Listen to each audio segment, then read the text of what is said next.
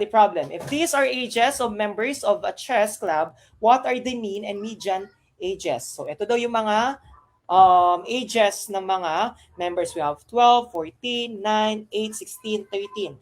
So ang gawin natin, ipag-add ko lang lahat yan. 12, 14, 9, 8, 16, 13.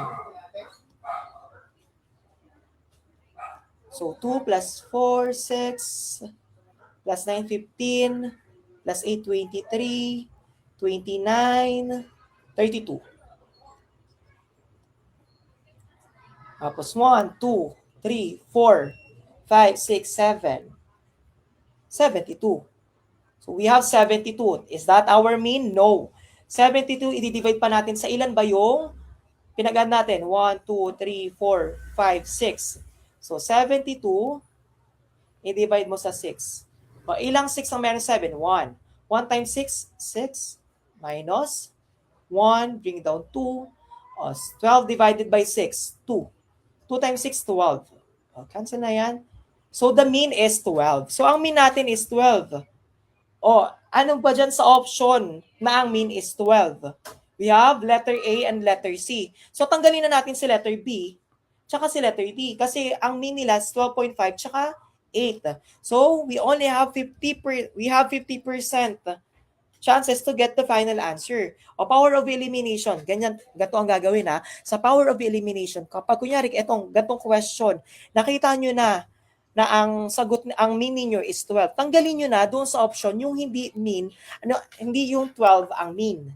Ha? So, para mas umonti na lang yung magiging option natin, mas malaki yung chances or probability na makuha natin si final answer. Ha? Ganun po. Ganun din yung ginagawa natin sa ibang subject, especially sa English, sa Filipino, yung power of elimination. If you can see that the option is not really part of the questions, parang panggulo lang talaga siya, tanggalin mo na, i-X mo na agad yun. Ha? Para mas onti lang yung nagiging option natin. Okay, so the answer for the mean is number 12. So we have letter A and letter C as option na lang. So ayun na lang, dalawa na pagpipilian natin.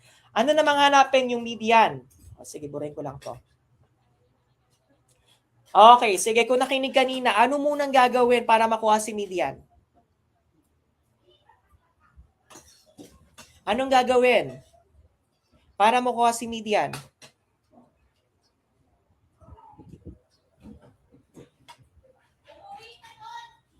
Anong gagawin natin para makuha si median? First thing to do, to get the median, arrange, very good. I-arrange po muna natin into lowest to highest or least to greatest. Okay, sige, arrange muna natin. Ano yung pinakamababa? 8. Tanggalin na natin yan. Next is 9. Tanggalin na natin yan. 12. Tanggal. 13 ang sumunod. Tanggal. 14 ang sumunod. Tanggal. 16 ang sumunod. Tanggal. O, tingnan nyo, ang ginagawa ko, kapag kinakopy ko, ine-X ko na doon sa given para nakikita natin kung ano yung mga nasusulat natin at hindi pa natin nasusulat.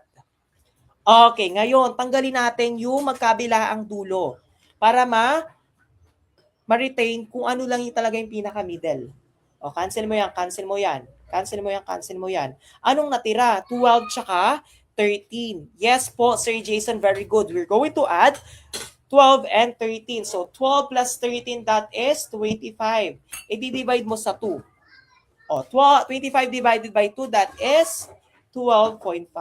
O, di ba? Ang bilis matuto. O, ganun lang kadali makuha si median. So, si median is 12.5. Ano ba si mean kanina? 12.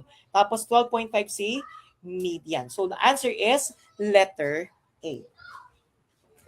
Clear po ba si mean? Si number 4?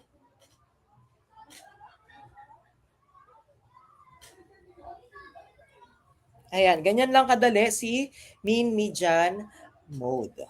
So again, si mean is the average.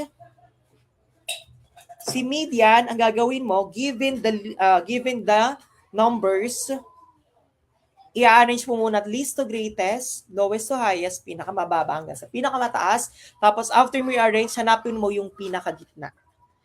O coach, paano pag dalawa? Tulad ng case natin dito, dalawa yung nasa gitna.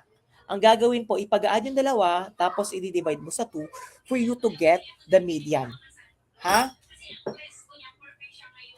And then, the mode naman, paano kuhain si mode? O, dito sa given natin. Sa given po ba natin, may mode dyan?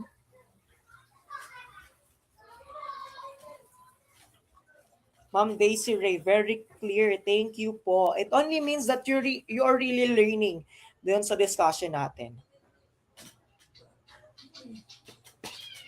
O, sa mga batch 1, na-advance ko na tong mean median mode na to. Sa batch 1, doon nag-discuss tayo ng mga